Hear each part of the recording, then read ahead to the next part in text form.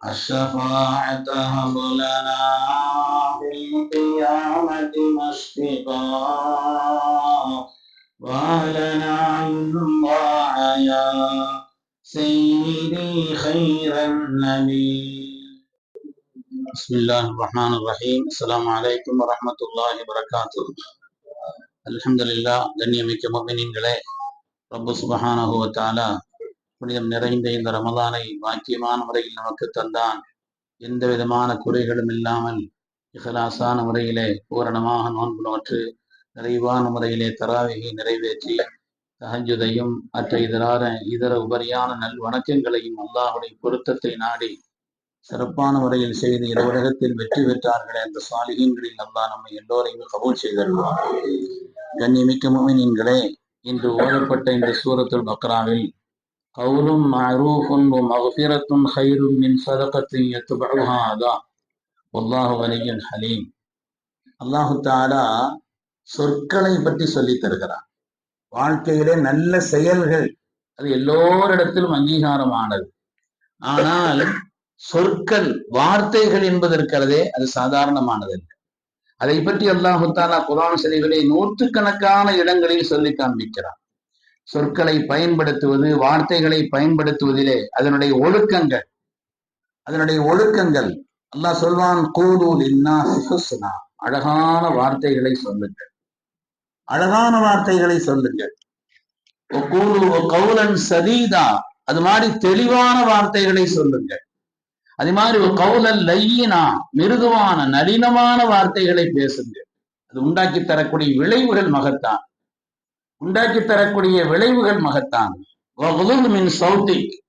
சத்தத்தை பணிவாக ஆக்கிக் கொள்ளுங்கள், அல்லாஹு தஆலா சொல்கிறார். அதனால் குர்ஆனிலே பேச்சு, எழுத்து, சொற்கள், வார்த்தைகள் சம்பந்தப்பட்ட முறையிலே மிக பல இடங்களில் அல்லாஹு தஆலா அதனுடைய ஒழுக்கங்களை சொல்லி காண்பிக்கிறார். ஏனென்றால் நம்முடைய பழக்கத்திலே கூட சொல்வோம், ஒரு சொல் வெல்லும், இன்னொரு சொல் கொல்லும் குர்ஆன் இல்லையா? அது மாதிரி ஒரு மனிதனுடைய தீய கெட்ட செயல்கள் கூட நமக்கு மறந்து விடலாம். ஆனால் அவன் சொன்ன சொல் இருக்கிறதே, தீயினால் சுட்டவுன் உள்ளாரும் ஆறாதே நாவினால் சுட்ட வடுங்கிறாங்க இல்லையா? அது உண்டாக்கி தரக்கூடிய அந்த பாதிப்புகள், அதனுடைய விளைவுகள், மனதினுடைய தாக்கங்கள் என்பது காலங்களையும் கடந்து நிற்கும் என்று பார்க்கிறோம். அறிவுலக மேதை ஹதரத் இமாம் அபூ ஹாமித் அல்-கஸ்ஸாலி ரஹ்மத்துல்லாஹி அலைஹி சொல்வார்கள், சொற்களை, வார்த்தைகளை பயன்படுத்தும் இந்த நாவு இருக்கிறது, அதை பற்றி ஒரு வார்த்தை சொல்வார், சகீருன் ஜிர்முஹு அவீமுன் ஜுர்முஹு வ தஆத்துஹு.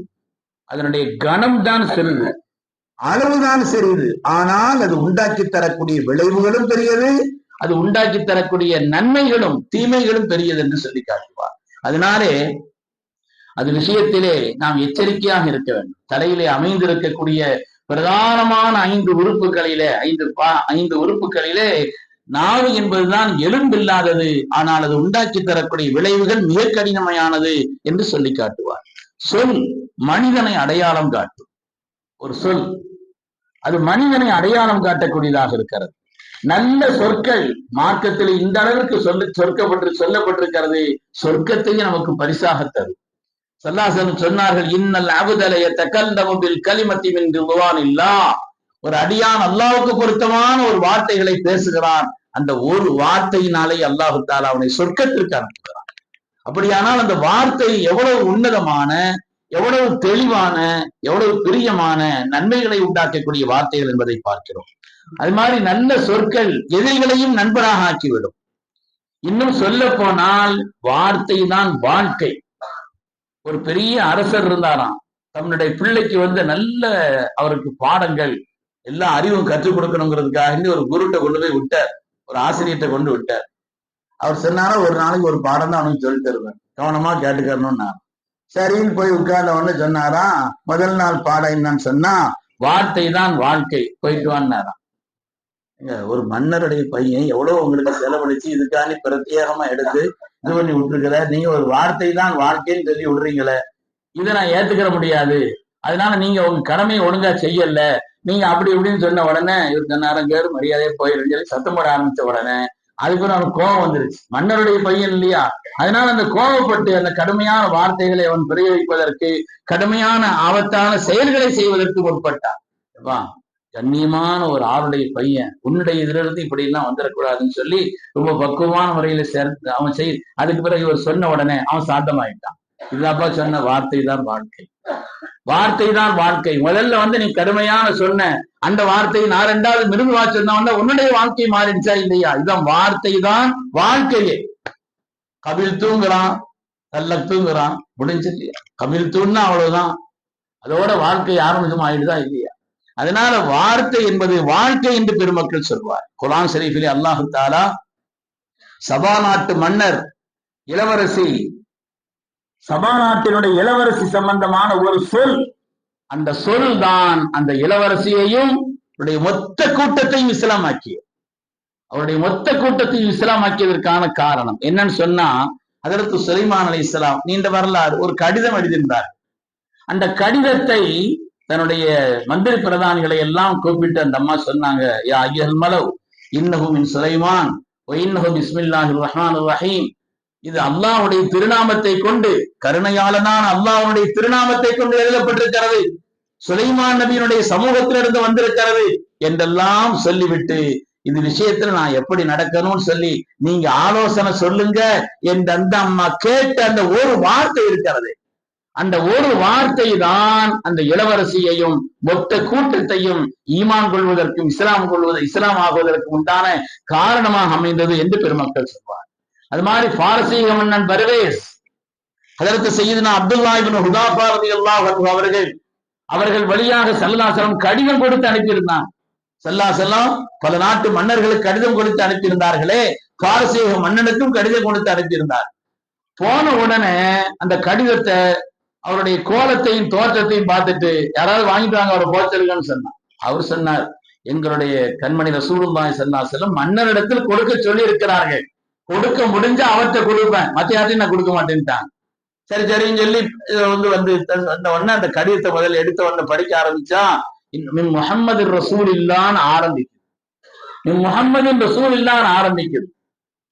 தன்னுடைய பெயரை, மகத்துவத்தை அதையெல்லாம் முற்படுத்தாமல் முஹம்மது ஸல்லல்லாஹு அலைஹி வஸல்லம் என்று அவருடைய பெயர், அந்த முஹம்மதை யார் அந்த முஹம்மது, யார் அந்த முஹம்மது என்று கோபப்பட்டு கடுமையான முறையில் அவன் அந்த வார்த்தைகளை உச்சரித்து கடைசியா கடிதத்தை கிழித்து போட்டான். வரலாறு பார்க்கணும். ஸல்லல்லாஹு அலைஹி வஸல்லம் ஹஜ்ரத் அப்துல்லா இப்னு ஹுதாஃபா ரலியல்லாஹு வந்த உடனே அவன் என்ன சொன்னான்னு முதல்ல கேட்டான். அவன் என்ன சொன்னான், யார் அந்த முஹம்மதுன்னு கேட்டான். யார் அந்த முஹம்மது என்று கேட்டுவிட்டு கோபத்தில் கடிதத்தை கிழித்தான். சொன்ன ஸல்லல்லாஹு அலைஹி வஸல்லம் மஸ்ஸகல்லாஹு முல்கா, அவனுடைய ஆட்சியை அல்லாஹ் கிழிப்பான். அருமையானவர்களே, அதனால ஒரு வார்த்தை தான் வெல்லும் கொல்லும் என்பதை போல அந்த வார்த்தையினுடைய விளைவுகள் மகத்துவமான. யாரையாவது பத்தி தேவையில்லாம பேசுறது, குறைகள் பேசுறது, மற்றவங்களுடைய அப்படிப்பட்ட ஒரு நிலைகள்ல இருந்து நம்மளை தற்காத்துக்கிறோம். மனிதர்கள்னு சொன்னா சின்ன சின்ன குறைகள் இருக்கத்தான் செய்யும். அப்படியே எல்லாத்தையும் பூரணமா நிறைவா காமிலா அக்குமலா அல்ல யாரையும் அப்படி படைச்சிடல. ஒரு கடலை பார்த்தானா, கடல் பிரம்மாண்டமான கடலை பார்த்து சொன்னானா, நீ மட்டும் நல்லதனியா இருந்திருந்தா நீ எங்கேயோ போயிருப்பேன், நீ மட்டும் நல்லதனியா இருந்திருந்தா எங்கேயோ போயிருப்பேன்.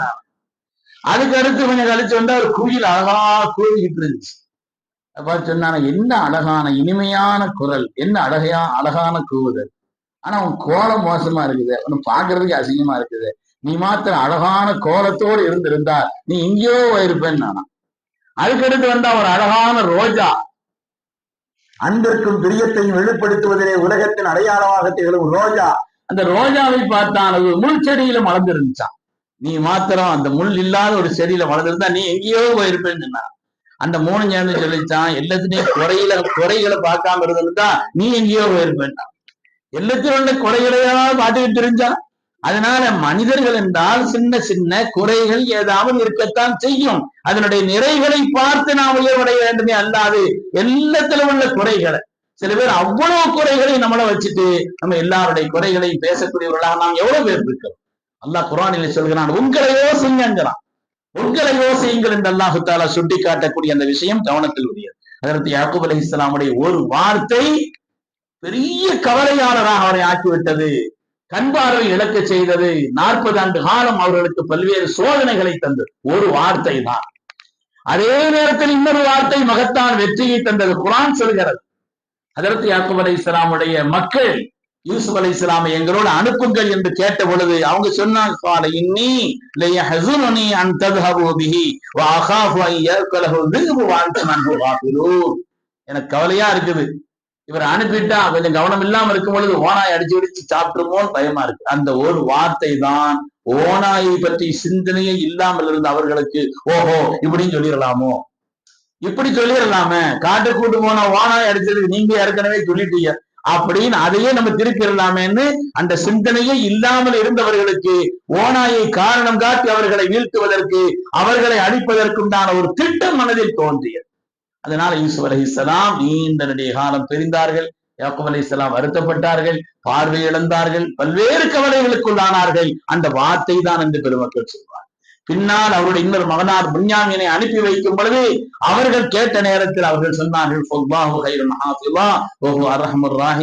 பாதுகாப்பவர்களில் அல்லாஹ் அவன் சிறந்தவன், அவன் கருணையாளர்களுக்கெல்லாம் மிக கருணையாளன் என்ற அந்த வார்த்தையை சொல்லி அனுப்பினார்கள். போன புன்யாமீன் பத்திரமா திரும்பி வந்தார்கள் என்பது மாத்திரமல்ல, காணாமல் போன யூசுப் அலைஹிஸ்ஸலாமையும் அதே போல் பல்வேறு செல்வங்களையும் கொண்டு வந்து சேர்ப்பதற்கு, உறவுகளை எல்லாம் எல்லோரையும் இணைப்பதற்கு அந்த வார்த்தை காரணமாக இருந்தது என்று பார்க்கிறோம். அருமையானவர்களே, அதனாலே நம்முடைய வாழ்க்கையிலே வார்த்தைகள் விஷயத்துல ரொம்ப கவனமா இருக்கணும் என்று பெருமக்கள் நமக்கு சொல்வார். குர்ஆன் ஷரீஃப் நூற்றுக்கணக்கான இடங்களிலே வார்த்தைகளுடைய பயன்பாட்டை குறித்து மிக விரிவாக சொல்லி காண்பிக்கிறது. அல்லாஹ் நமக்கு விளங்கும் நசீபை தந்தருள்வானா.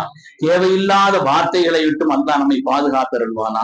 மனிதன் நரகத்திற்கு செல்வதற்குண்டான காரணங்களை விளக்கக்கூடிய குர்ஆன் இப்படி ஒரு காரணத்தை சொல்கிறது, தேவையில்லாமல் நாங்கள் பேசிக் கொண்டிருந்தோம் என்று சொல்வார்கள். அதனாலே நல்ல வார்த்தைகளை பேச, நல்ல சிந்தனைகளை செய்ய, நல்ல விஷயங்களை வெளிப்படுத்த அல்லாஹ் நமக்கு நசீபை தருவானாக. தீமையான சொற்கள், அதனால் வரக்கூடிய விளைவுகள் அனைத்திலிருந்தும் அல்லாஹு தஆலா நம்மை பாதுகாத்தல் புரிவானாக.